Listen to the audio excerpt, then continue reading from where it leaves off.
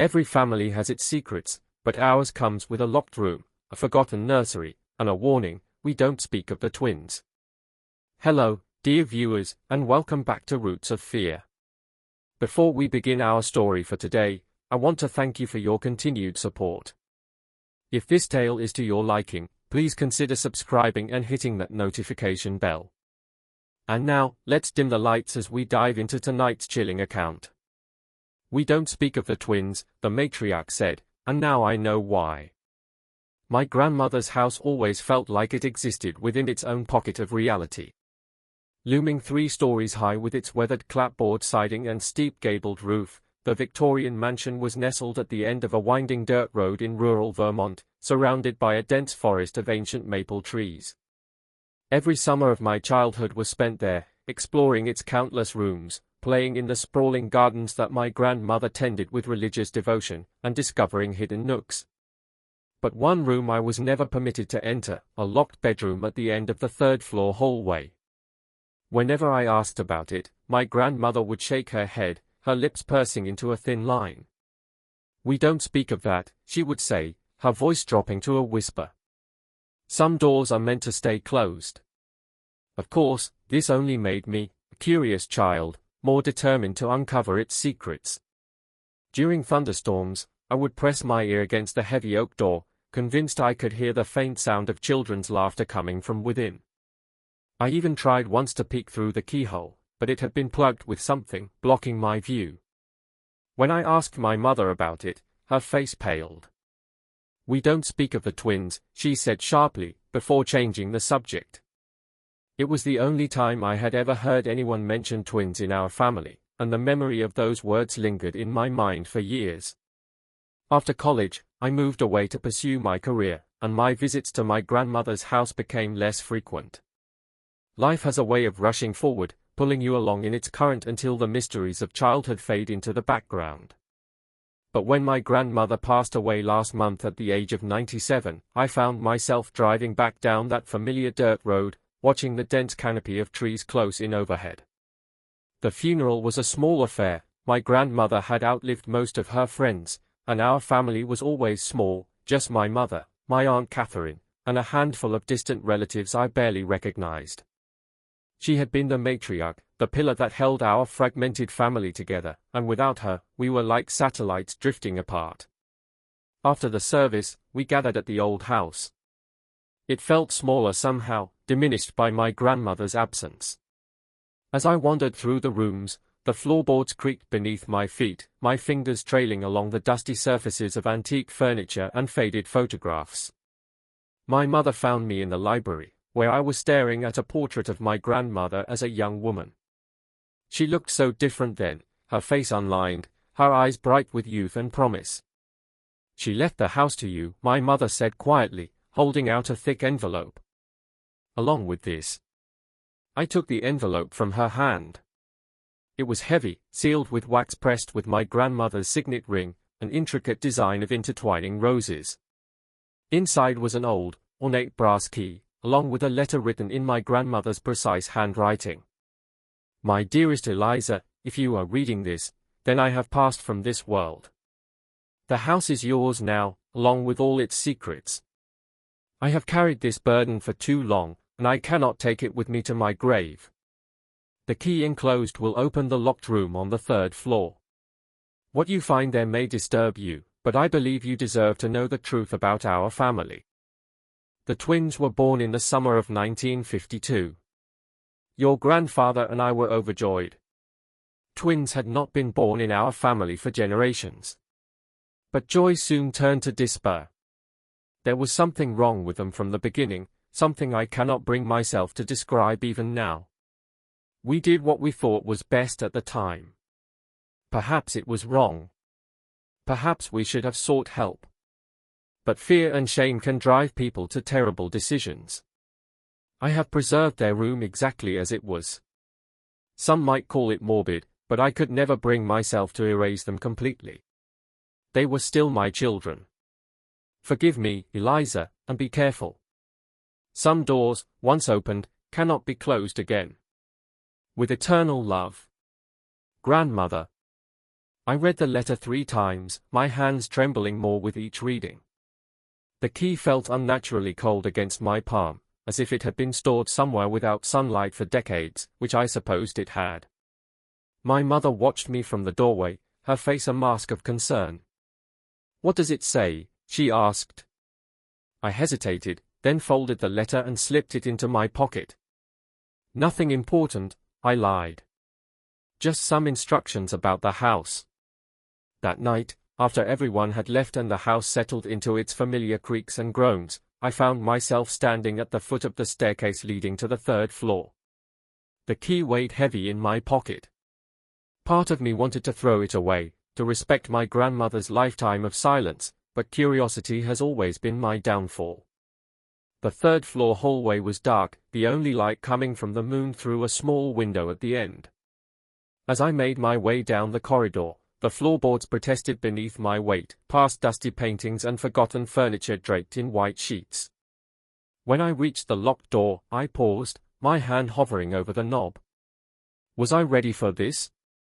To uncover a family secret that had been buried for over 70 years? Before I could change my mind, I inserted the key into the lock. It turned with surprising ease, as if it had been regularly oiled and maintained. The door swung open on silent hinges, revealing a room bathed in silver moonlight. It took my eyes a moment to adjust to the dimness. When they did, I saw that it was a nursery, preserved as if frozen in time. 2 identical cribs stood side by side against the far wall, their white paint yellowed with age. A rocking chair sat in the corner, a knitted blanket draped over its arm. Neatly arranged on shelves and tables were toys, wooden blocks, cloth dolls, tin soldiers, waiting for hands that would never play with them again. The air inside was stale but not unpleasant, carrying the faint scent of lavender and something else I couldn't quite identify. I stepped inside, half expecting to hear the laughter I'd imagined as a child. But the room was silent, holding its secrets close. On a dresser between the cribs stood a silver-framed photograph. I picked it up, wiping away a thin layer of dust with my thumb.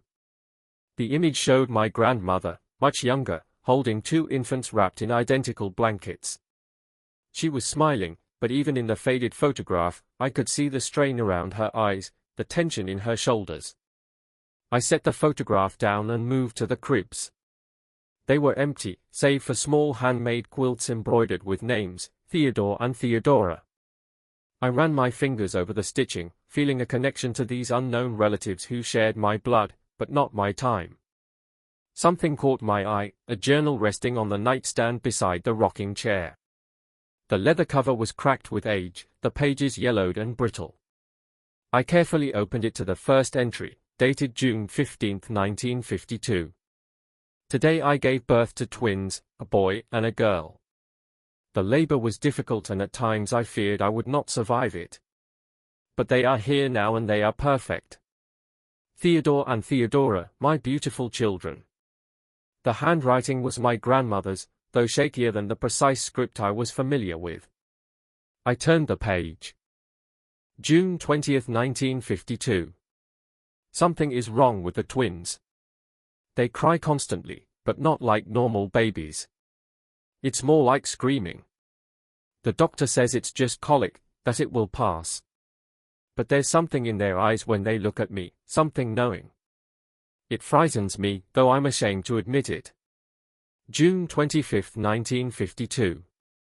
They've stopped crying. Now they just stare, following me with their eyes as I move around the nursery. They don't sleep when they should. Instead, they lie awake in their cribs, watching. Always watching. The nurse quit today. Said she couldn't stand the way they looked at her. Harold thinks I'm being hysterical, but he hasn't been the one caring for them day and night. I flipped through more entries, each more disturbing than the last. My grandmother described how the twins developed at an alarming rate, sitting up and speaking their first words at just 3 months old. How they would whisper to each other in a language no one else could understand. How pets and small animals in the vicinity of the house began to disappear, only for the twins to be found playing with bones and fur. September 3, 1952. I caught Theodora standing over Theodore's crib last night, pressing a pillow over his face. When I screamed, she turned to look at me with such hatred in her eyes. She's only 3 months old. It's impossible. And yet. September 10, 1952. Harold wants to take them to specialists in Boston. I agreed, but secretly I'm terrified of what the doctors might find. What if they take my babies away? Despite everything, they are still my children. I still love them. God help me. I do. September 15, 1952. The doctors found nothing physically wrong with the twins. They said their development is advanced but not concerning. Harold was relieved, but I know better. I've seen what they do when they think no one is watching. The way they communicate without speaking. The way small animals die in their presence. There's something inside them. Something not right, not human. The entries continued, becoming more frantic, more paranoid. My grandmother described strange occurrences in the house, objects moving on their own, voices whispering from empty rooms, shadows that moved against the light, and always the twins at the center of it all, watching with their identical dark eyes. November 28, 1952. Harold doesn't believe me. He says I'm suffering from some kind of postpartum psychosis. Maybe he's right. Maybe I am losing my mind. But I know what I saw last night. I know what I heard. I was awoken by singing. A woman's voice, soft and sweet, coming from the nursery. When I went to investigate, I found the twins standing in their cribs, holding hands through the bars, their eyes closed. The singing was coming from somewhere above them, but there was no one else in the room. When they sensed my presence, they opened their eyes in unison. "Grandmother is coming," they said together. "She wants to play with us." My grandmother has been dead for 12 years. My hands were shaking so badly I could barely turn the pages. The next entry was dated nearly a month later, the handwriting almost unrecognizable, jagged and desperate, as if written in great haste. December 24, 1952. Harold is dead. They killed him. I know they did, though the police are calling it an accident. He fell down the stairs, they say, broke his neck. But I heard them giggling afterward. I heard them say, "One down. I can't stay here. I can't leave them alone. They are my children. My responsibility. God forgive me for what I'm about to do." The next entry was the last, dated Christmas Day, 1952. It's done.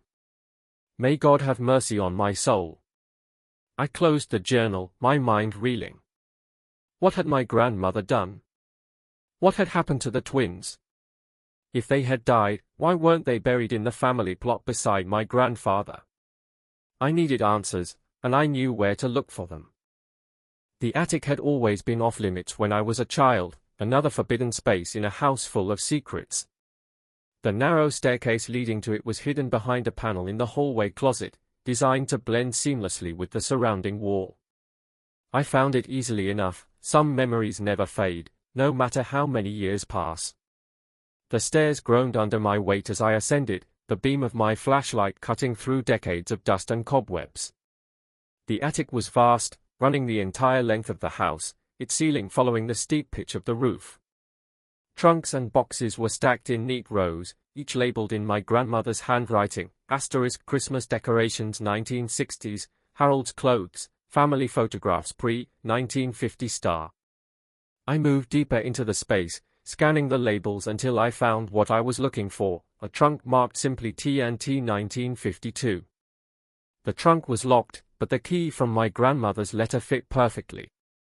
Inside, I found more journals, medical records, and a stack of photographs bound with twine. I sat cross-legged on the dusty floor and began to read.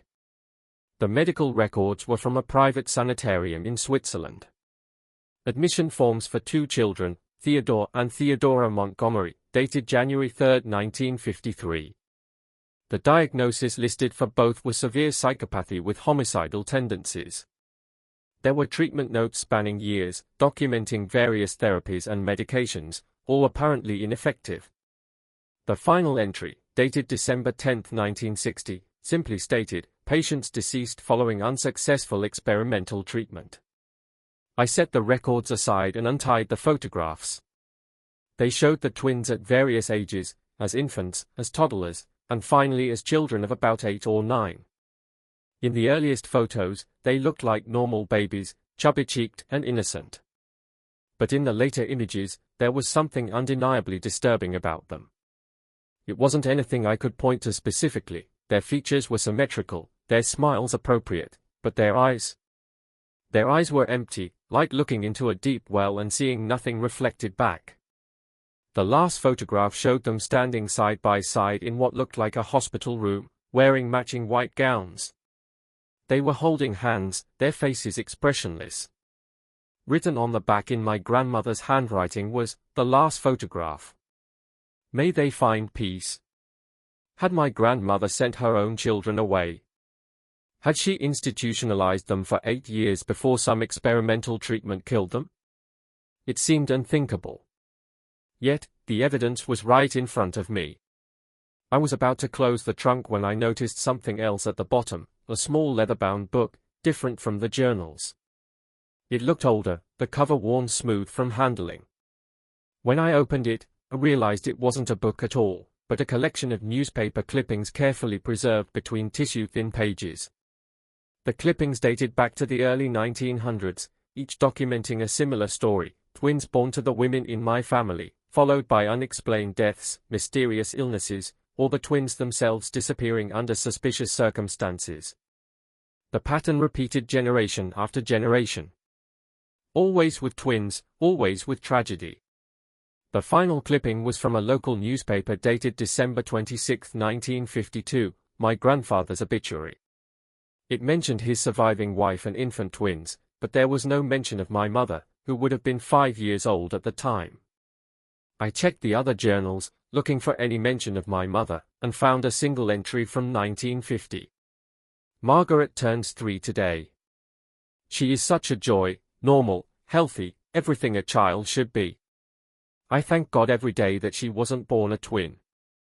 Perhaps the curse has skipped a generation." A curse?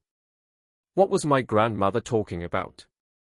And if my mother was 5 when the twins were born, why hadn't she ever mentioned having siblings? I needed to talk to my mother. I gathered the journals and photographs, stuffing them into a canvas bag I found hanging on a nearby hook. As I turned to leave, my flashlight beam caught something in the far corner of the attic, something that didn't belong among the trunks and furniture. It was a door, small, barely 4 feet high, set into the sloped ceiling. It looked newer than the surrounding architecture, the wood less weathered, the hinges less rusted.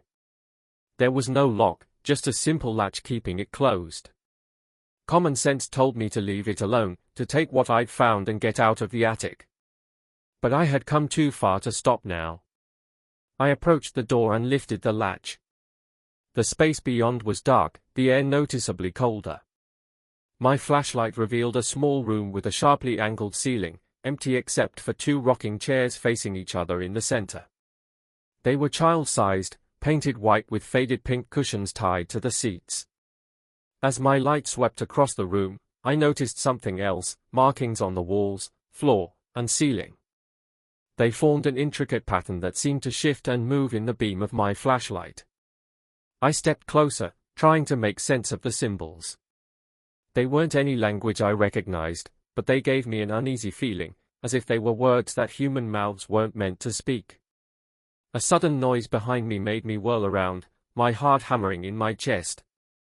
The door had swung shut, though there wasn't enough breeze in the attic to account for it. I lunged for the handle, but it wouldn't budge, as if held closed by an invisible force. Panic rose in my throat as I threw my shoulder against the door once, twice, 3 times.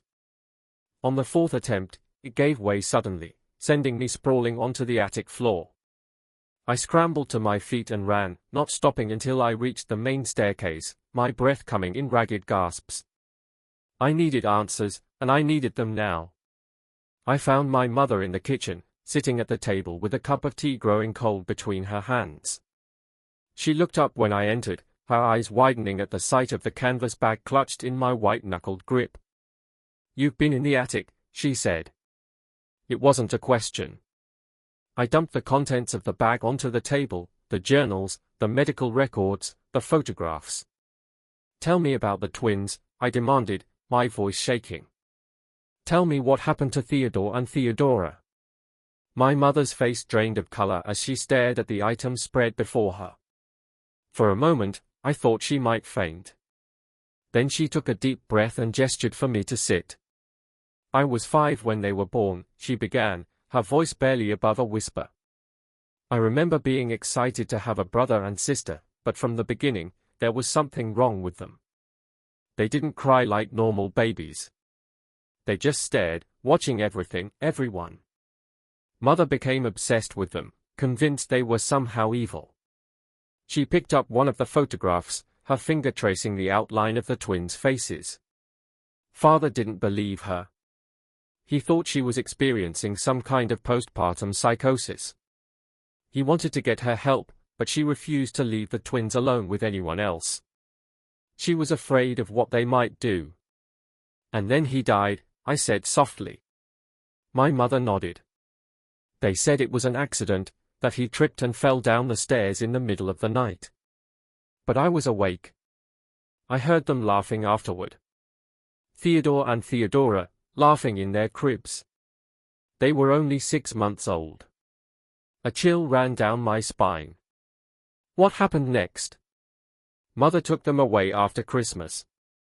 She told everyone they had died of pneumonia, but she sent them to some private hospital in Europe. I didn't know where until years later when I found some of her correspondence. By then, they really were dead. Some experimental treatment went wrong, or so the hospital claimed. And the room on the 3rd floor? The nursery? Mother preserved it exactly as it was the day she took them away. She would go in there sometimes, just to sit. She never allowed anyone else inside. I think she felt guilty. Despite everything, they were still her children. I hesitated, then asked the question that had been burning in my mind since I'd read the journals. "Do you believe they were evil? Actually evil?" My mother was silent for a long moment, her fingers still tracing the photograph. "I believe there are things in this world we can't explain," she said finally. "Things beyond our understanding. The twins were something else.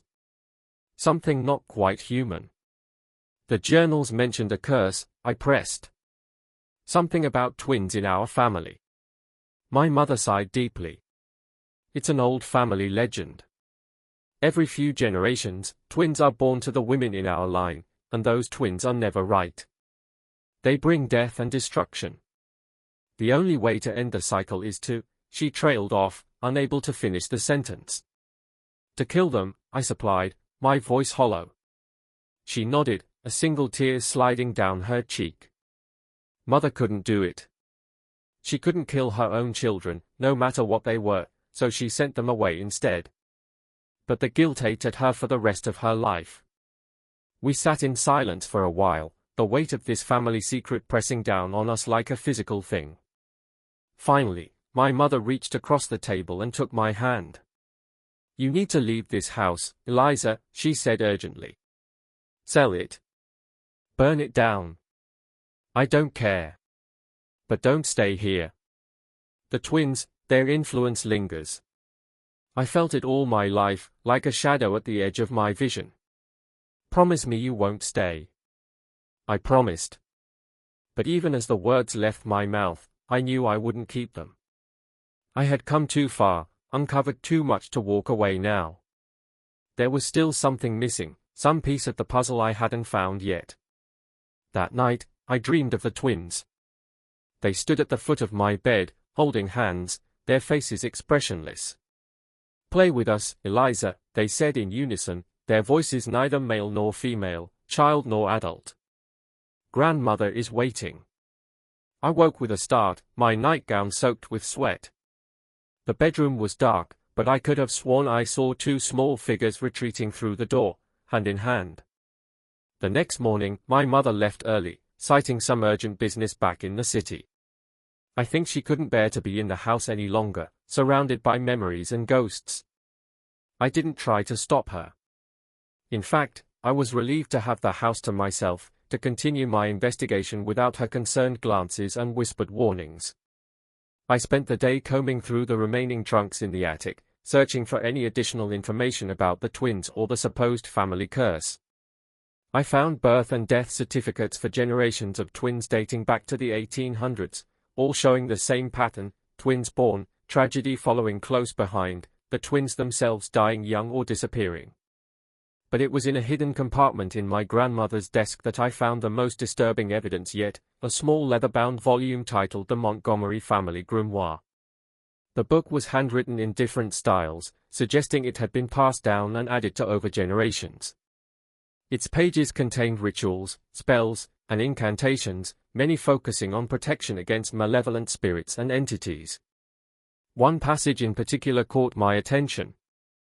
The twin curse has plagued the women of our line since Abigail Montgomery made her pact with the entity in 1723.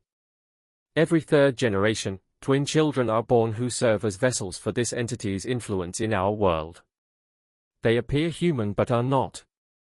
They wear the faces of innocence but harbor ancient malice. The only true protection is to end their existence before they can fully manifest their powers, preferably before their first birthday.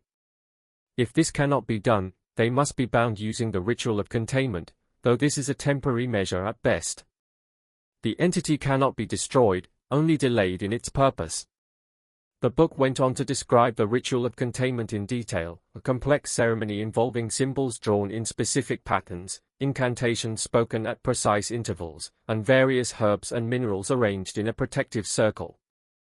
The goal was to bind the entity to a specific location, preventing it from spreading its influence beyond those boundaries. With a growing sense of dread, I realized that the symbols I had seen in the small room behind the attic door matched those described in the grimoire. My grandmother had performed the ritual, binding whatever malevolent force inhabited the twins to that tiny space. But according to the grimoire, such bindings were temporary, requiring renewal every 25 years. My grandmother had died just over a month ago.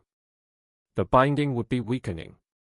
As if to confirm my fears, I began to notice subtle changes in the house. Doors that I was certain I had closed would be open when I returned. Objects would disappear, only to reappear in unlikely places. At night, I would hear footsteps in the hallway, the creak of rocking chairs, childish whispers just beyond the threshold of hearing. I told myself it was just my imagination, fueled by lack of sleep and the disturbing information I had uncovered. But deep down, I knew better. Something was awakening in the old house, something that had been bound and contained for decades. I needed to perform the ritual again, to strengthen the binding before whatever was trapped in that attic room broke free completely. But the grimoire warned that the ritual was dangerous for the uninitiated, potentially fatal if performed incorrectly. I needed help. My Aunt Catherine had always been the black sheep of the family, estranged from my grandmother for reasons no one ever explained. She lived in a small cottage on the outskirts of town, surrounded by gardens filled with herbs and flowers that most people would consider weeds. Local children called her a witch, though never to her face. There were rumors that she practiced the old ways, whatever that meant. I had always been fond of Aunt Catherine, despite seeing her rarely. She had a warmth that my grandmother lacked, a genuine interest in my life and thoughts. If anyone would know about family curses and binding rituals, it would be her. I found her in her garden, kneeling among rows of plants I couldn't identify, her grey hair pulled back in a loose braid. She didn't seem surprised to see me. "I've been expecting you," she said, rising to her feet with a grace that belied her 70 years. "Come inside. We have much to discuss." Her cottage was exactly as I remembered it from childhood visits, cozy and cluttered, smelling of herbs and wood smoke. Books lined every available surface, their spines cracked and faded from use. Bundles of dried plants hung from the ceiling beams, and various crystals caught the light streaming through the windows. She led me to a small table by the window and gestured for me to sit. "You found the grimoire," she said without preamble. "And you've been in the binding room." I nodded, not bothering to ask how she knew. "The twins," I began. "Were never twins at all," she finished for me. "At least, not in the way you're thinking." She rose and went to a cabinet in the corner, returning with a wooden box inlaid with mother-of-pearl. From it, she removed a stack of yellowed photographs, placing them carefully on the table between us. "These are the twins from each generation," she explained, spreading the photos out like a macabre family tree. "Look closely." I leaned forward, studying the images. Each showed a pair of children, a boy and a girl at various ages. Different faces, different time periods, different clothing. But there was something eerily similar about all of them, something in the eyes, in the expressionless set of their mouths. "They look related," I said hesitantly. "They look identical," Aunt Catherine corrected. "Not to each other, but across generations. The Theodore from 1952 looks exactly like the Thomas from 1903, who looks exactly like the Timothy from 1854. And the same for the girls. Because they are not different children at all. They are the same entity, born again and again into our family, wearing slightly different faces but carrying the same essence." I shook my head, trying to process what she was saying. "That's impossible." "Is it?" She tapped one of the photographs, my grandmother's twins at about 5 years old. "Look at their eyes. Really look." I did as she asked and felt a chill run through me. There was something ancient in those childish eyes. Something that had seen centuries come and go. Something patient and calculating and utterly inhuman. "What are they?" I whispered. "We don't know." "Not really," Aunt Catherine replied. "The grimoire calls it an entity, but that's just a word for something we don't understand. It made a pact with Abigail Montgomery in 1723, power and prosperity for the family in exchange for allowing it to incarnate every third generation. Abigail agreed, not understanding what she was doing. By the time she realized her mistake, it was too late. And my grandmother? The ritual she performed. Elizabeth was always the strongest of us. When her twins began showing their true nature, she researched the old ways, found the binding ritual. She couldn't bring herself to kill them, they wore the faces of her children, after all. So she bound the entity to that room in the attic, containing its influence. "But the binding is weakening," I said. "I can feel it." Aunt Catherine nodded gravely. "The ritual must be renewed every quarter century, or with the death of the one who performed it, whichever comes first. Elizabeth is gone. The binding is failing. Then we need to perform it again," I said with more confidence than I felt. "The grimoire has the instructions. It's not that simple, Eliza. The ritual requires blood from a direct descendant of the twins. Elizabeth used her own blood, as their mother. But now, I'm not a direct descendant, I realized. My mother is, but not me." "Exactly. And Margaret would never participate. She spent her life running from this family legacy. That leaves only one option." I felt a coldness settle in my stomach as I realized what she was implying. "Catherine, are you saying what I think you're saying?" She met my gaze steadily. "I am Elizabeth's younger sister. We share the same blood. I can perform the ritual, but I will need your help. It's dangerous, Eliza. If something goes wrong, what choice do we have?" I interrupted. "If we do nothing, whatever is in that room will break free completely." Catherine studied me for a long moment, then nodded. "We'll need to prepare. The ritual must be performed at midnight, when the veil between worlds is thinnest, and we'll need supplies." She rose and began pulling books from shelves, jars from cabinets. "Take these," she said, handing me a list. "Go to the old apothecary on Maple Street. Mr. Chen knows me. Tell him I sent you.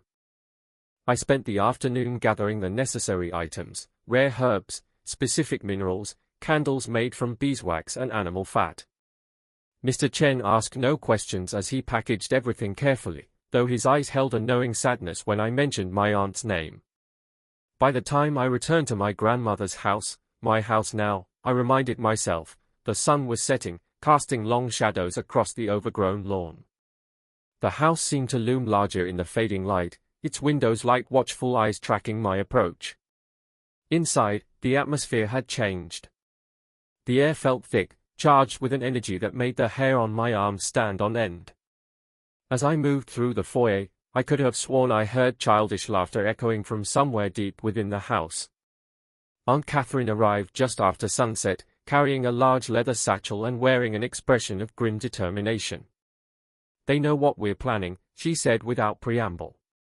"They'll try to stop us." We worked quickly, preparing the items for the ritual according to the grimoire's instructions. Catherine mixed herbs in specific proportions, grinding them with a mortar and pestle while chanting softly under her breath. I arranged candles in the pattern described in the book, a 5-point star within a circle, with specific minerals placed at each point.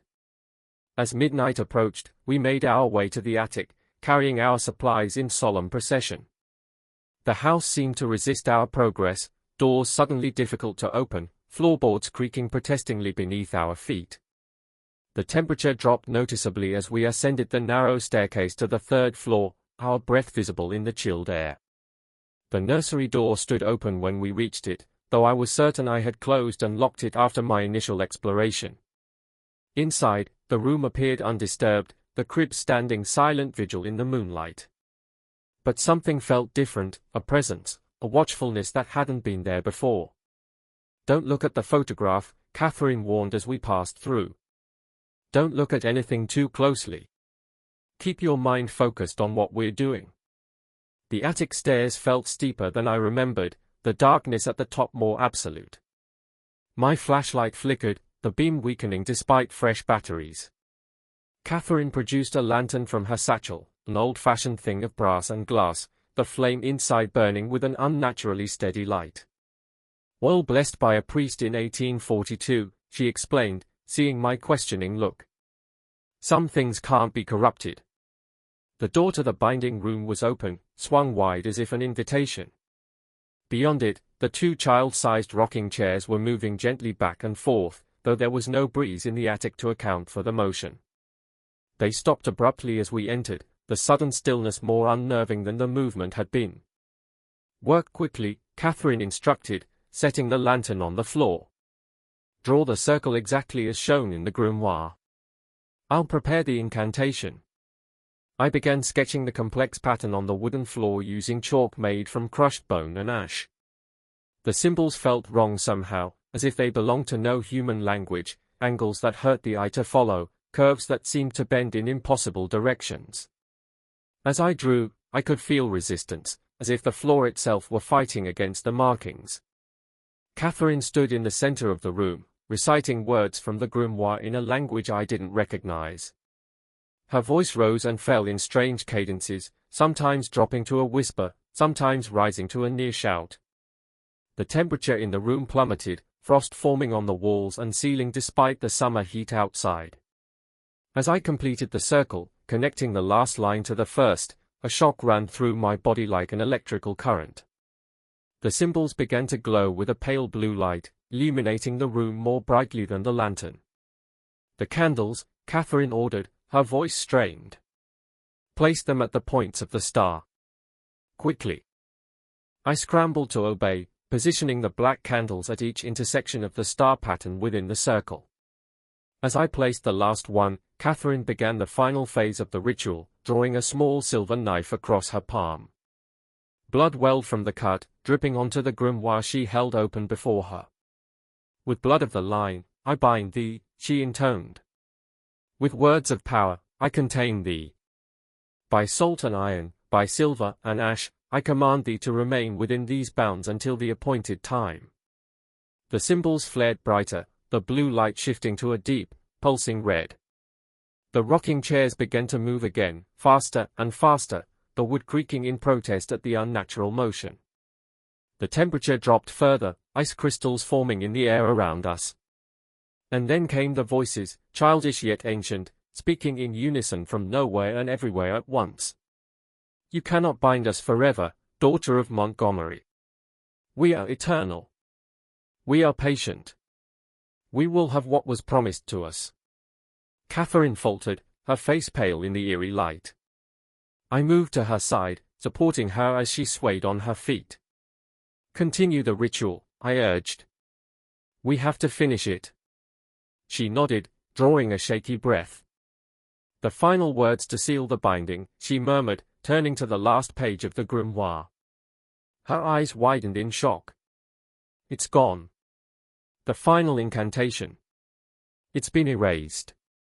I looked over her shoulder and saw that she was right.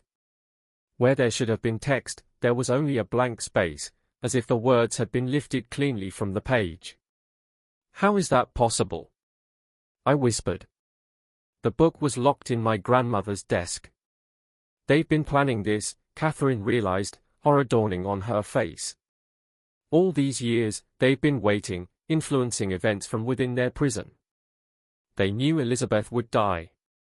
Knew the binding would weaken. They've prepared. The voices came again, louder now, accompanied by the sound of childish laughter that raised goosebumps on my skin. Did you think we were helpless? Did you think we were contained? Foolish women, playing with forces you cannot comprehend. The pact cannot be broken. The promise must be fulfilled. The symbols on the floor began to fade, the glowing light dimming as the binding weakened further. The rocking chairs stopped abruptly, and in the sudden silence, I heard a new sound, small footsteps approaching the door of the binding room. We need the final words, I said desperately. Catherine, think. My grandmother must have told you something. Left some clue. Catherine closed her eyes, her brow furrowed in concentration. Elizabeth knew this might happen. She would have prepared a contingency.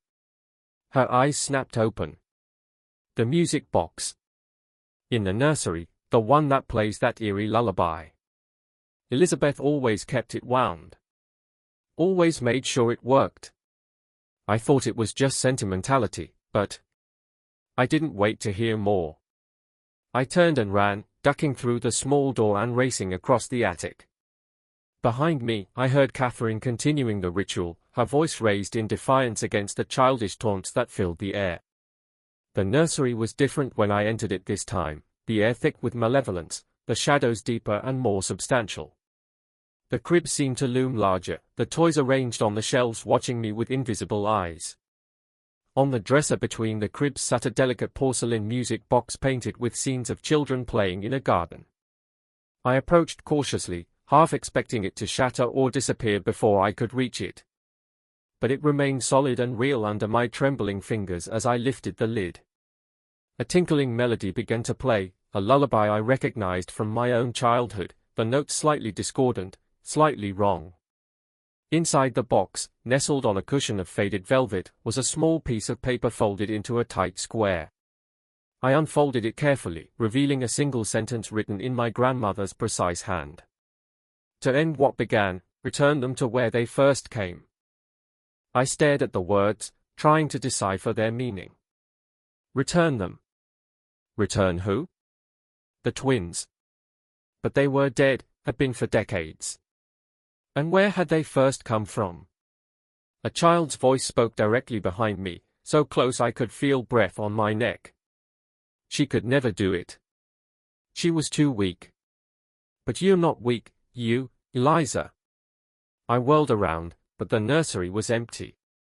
The voice came again from the direction of the cribs. We've been waiting for you. We knew you would come back to this house eventually. Blood calls to blood. In the crib on the left, a small shape was forming, solidifying out of the shadows, the outline of a child, a boy of about 8 with dark hair and darker eyes. In the second crib, a similar shape appeared, a girl, identical to the boy in every way except for her longer hair. Theodore, I whispered. Theodora. They smiled in unison, the expression never reaching their eyes. We've had many names, they said together. Many faces.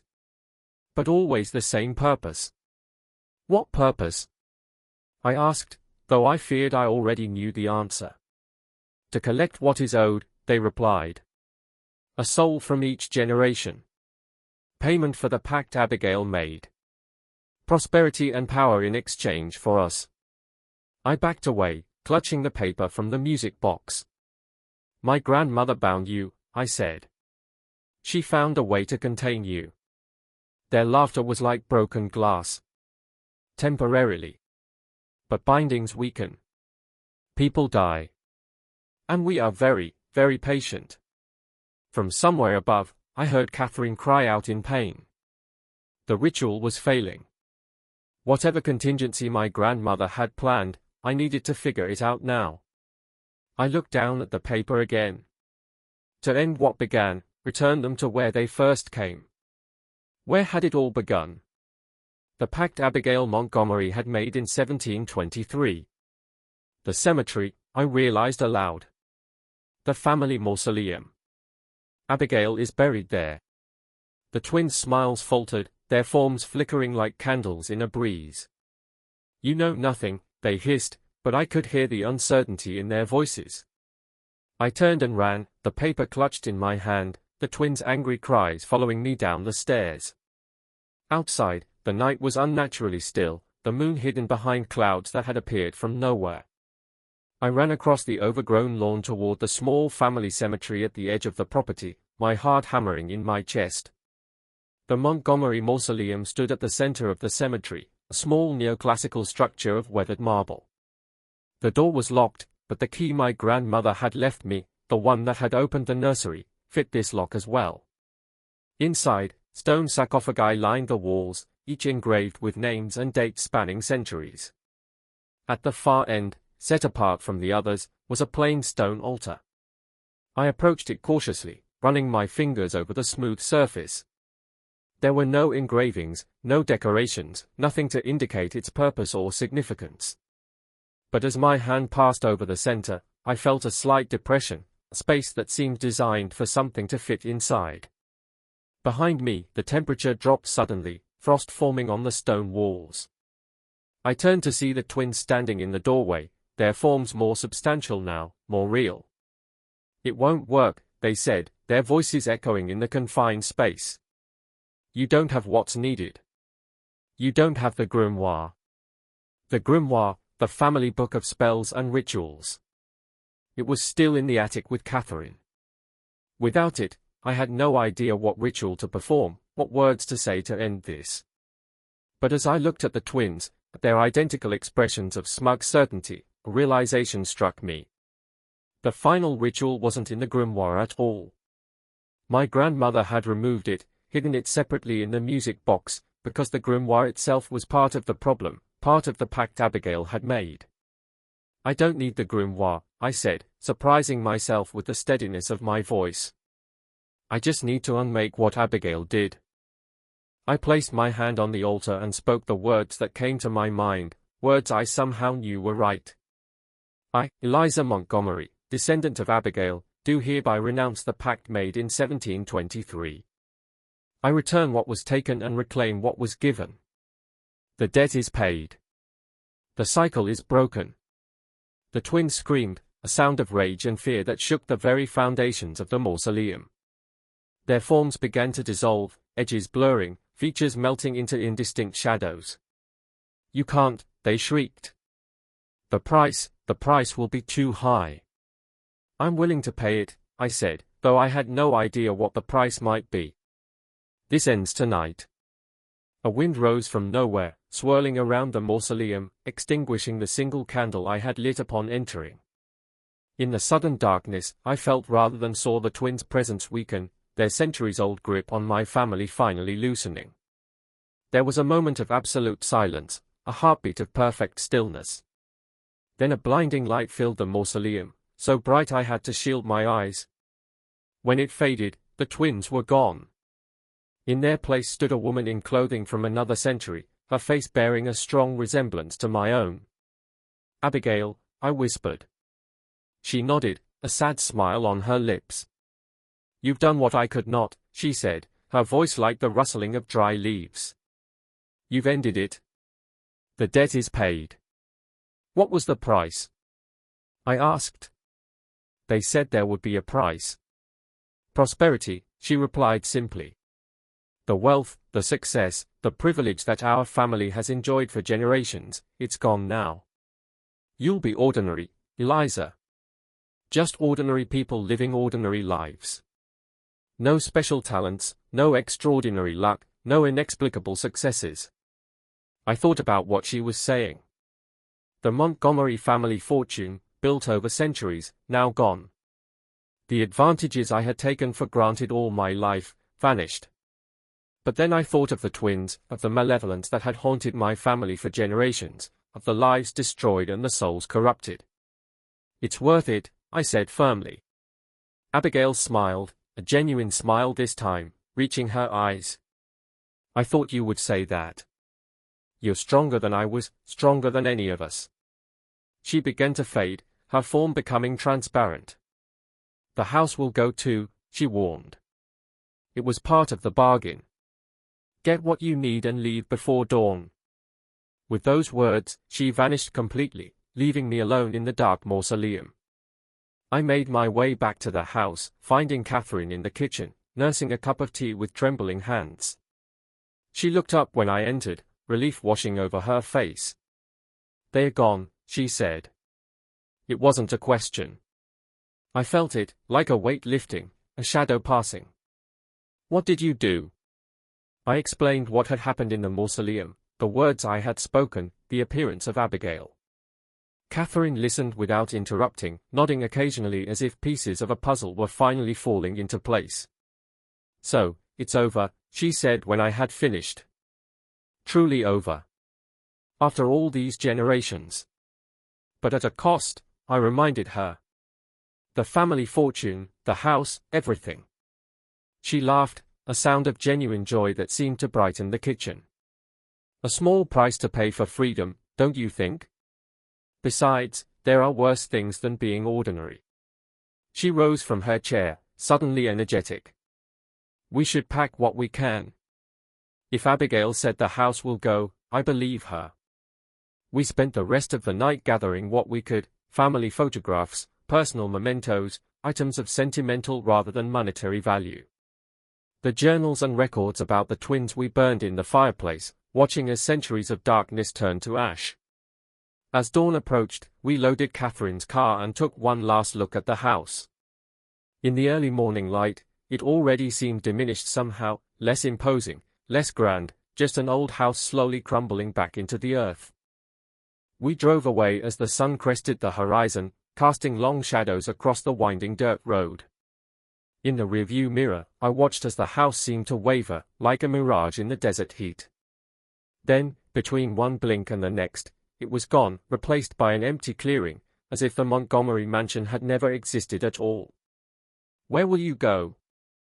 Catherine asked as we reached the main road. I hadn't thought that far ahead. My life in the city seemed like a dream now, belonging to someone else entirely. "I'm not sure," I admitted. "Somewhere new. Somewhere without ghosts." She smiled, her eyes on the road ahead. "That sounds perfect." We drove in comfortable silence for a while, the miles stretching behind us, carrying us away from a legacy of darkness and towards something new, something ordinary and therefore precious. I don't know what the future holds for me now. Without the Montgomery fortune, I'll need to make my own way in the world, relying on my own talents and efforts rather than an inherited advantage.